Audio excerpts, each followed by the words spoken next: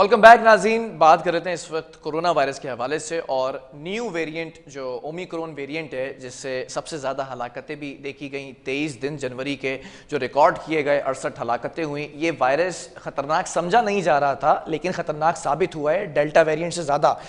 लेकिन इसके साथ साथ एक मामला और देखने में आया, एक दूसरा फेज़ देखा। पहले हमने वैक्सीनेशन का फेज़ देखा, अब अद्वियात भी मुतारिफ करा दी गई हैं कोरोना से बचने के लिए। लेकिन उन दवाओं की जो कीमतें हैं वो एक आम आदमी की पहुंच से बहुत दूर नजर आती हैं। मामला क्या है, वो दवाएं, उनकी खुराक किस तरह से आपने लेनी है, उनकी कीमतें क्या हैं, इन तमाम चीज़ों पर बात करेंगे। हमारे साथ इस वक्त माहिर सेहत डॉक्टर इम्तियाज़ अतर सिद्दीकी साहब ऑन कॉल मौजूद हैं। डॉक्टर साहब, thank you so much for joining me. जानना ये चाहूँगा कि पहला फेज़ हमने देखा कि वैक्सीनेशन होती रही, फर्स्ट डोज, सेकेंड डोज और फिर उसके बाद बूस्टर शॉट्स मुतारिफ कराए गए। लेकिन अब ये जो दवाएं मुतारिफ कराई गई हैं और ये जो दवा जिसका हम जिक्र कर रहे हैं, इसकी खुराक के बारे में पहले थोड़ा जानना चाहूँगा, फिर इसकी कीमत के हवाले से भी थोड़ा अपडेट कीजिएगा।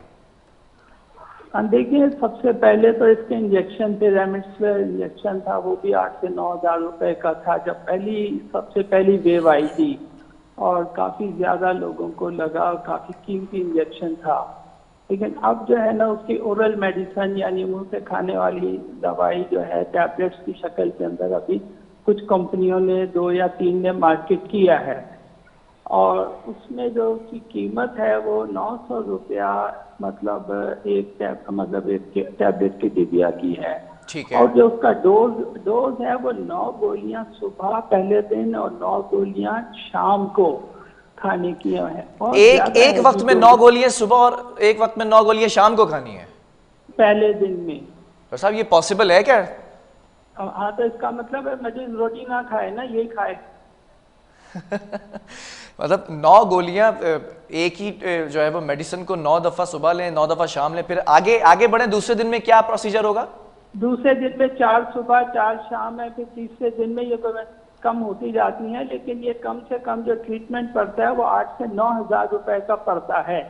और ये गोलियां जो है FDA जो फेडरल ड्रग एजेंसी USA है उसकी अप्रूव्ड है। अमेरिका में भी ये शुरू की गई हैं, लेकिन वहाँ तो लोगों को मुफ्त मिल रही है। तो जैसे यहाँ पे वैक्सीन मुफ्त मिल रही है तो इसी तरह जो लोग इससे मुतासिर हो रहे हैं उनको भी ये दवा मुफ्त मिलनी चाहिए। अच्छा। और दूसरी बात ये कि सेहत कार्ड जैसे दिया गया है पंजाब के अंदर और दूसरे सूबों में, सिंध तो इससे महरूम है।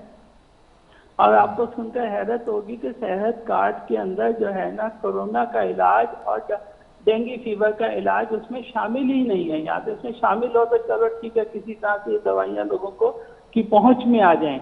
ये दवाइयाँ मरीज को अपनी जेब से खरीदनी पड़ रही हैं, जो कि मेरा ख्याल है कि बहुत आम आदमी, क्योंकि ओमिक्रॉन वायरस ये देख के तो नहीं आता कि ये गरीब है, ये अमीर है या ये दरमियाने तबके का है, किसी को भी हो सकता है।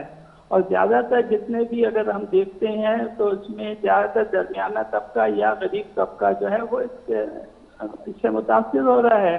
तो हुकूमत को चाहिए कि इसकी दवाइयों की कमी करे और जो इतनी ज्यादा कीमत जो है ना पाकिस्तान ड्रग रेगुलेटरी अथॉरिटी है वो इसकी कीमत मुकर्रर करती है, उसको चाहिए कि इसकी कीमत को कम करे और आम आदमी की पहुंच में लेके आए। अभी ये रिसेंटली लॉन्च हुई है, ज्यादा पुरानी दवाई नहीं है, ये नई दवाइयों में आप इसका शुमार कर सकते हैं।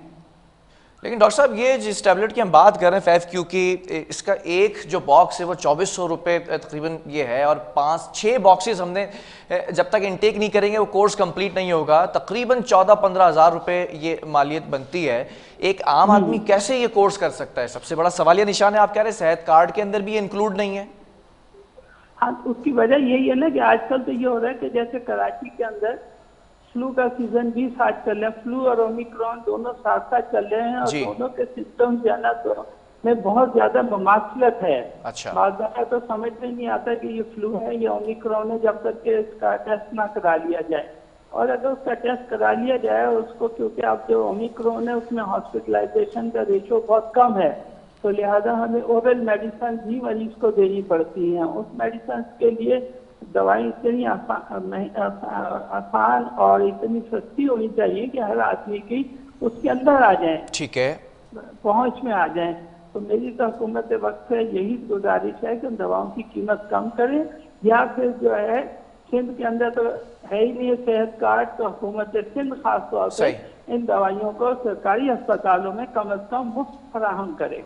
ठीक है डॉक्टर साहब, एक और जो है वो रिपोर्ट सामने आई है और ये बात देखी गई है, घरेलू खवातीन में ये कोविड ज्यादा असरअंदाज होता दिखाई दे रहा है, वजह क्या है?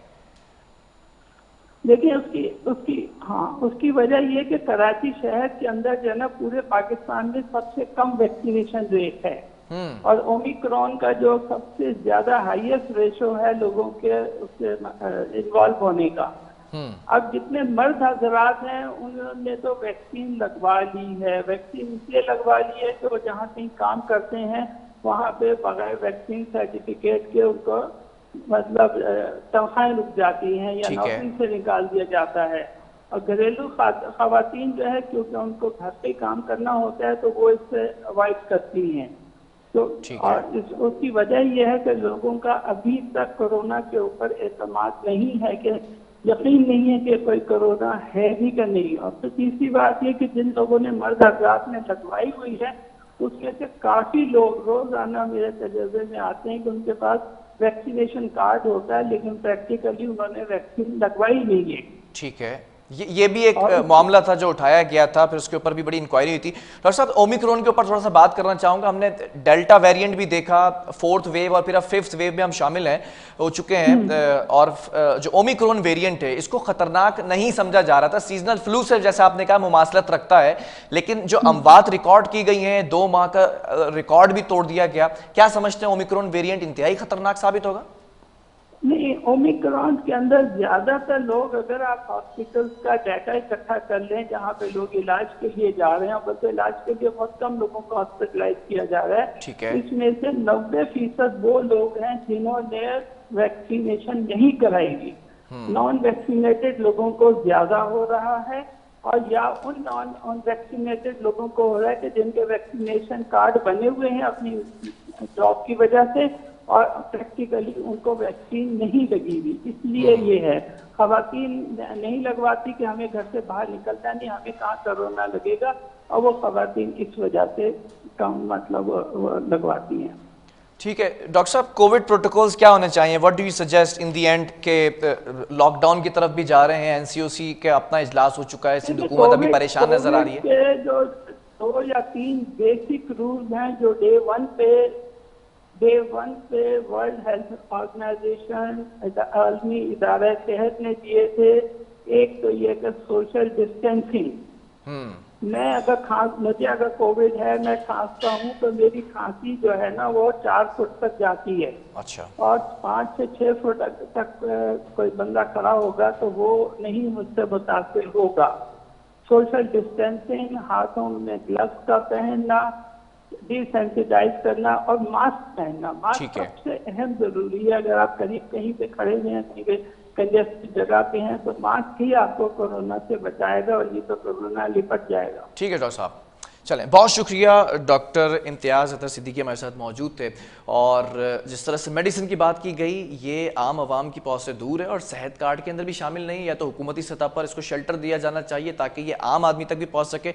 और वैक्सीनेशन के ऊपर जो बात की डॉक्टर साहब ने कि वैक्सीनेशन कार्ड तो बने हुए हैं लेकिन वैक्सीन नहीं लगी हुई है, ये भी बहुत बड़े जो है वो मामला हैं जिनके ऊपर खदशात जाहिर किए जा सकते हैं कि ये केसेस बढ़ने की वजह में शामिल हो सकते हैं। बहरहाल स्क्रीन के ऊपर सोशल मीडिया पेजेस आपके सामने होंगे, आप अपना फीडबैक हम तक पहुँचा सकते हैं। आपका फीडबैक इंतहाई अहमियत का हामिल है। प्रोग्राम का वक्त खत्म हुआ है। अल्लाह हाफिज़।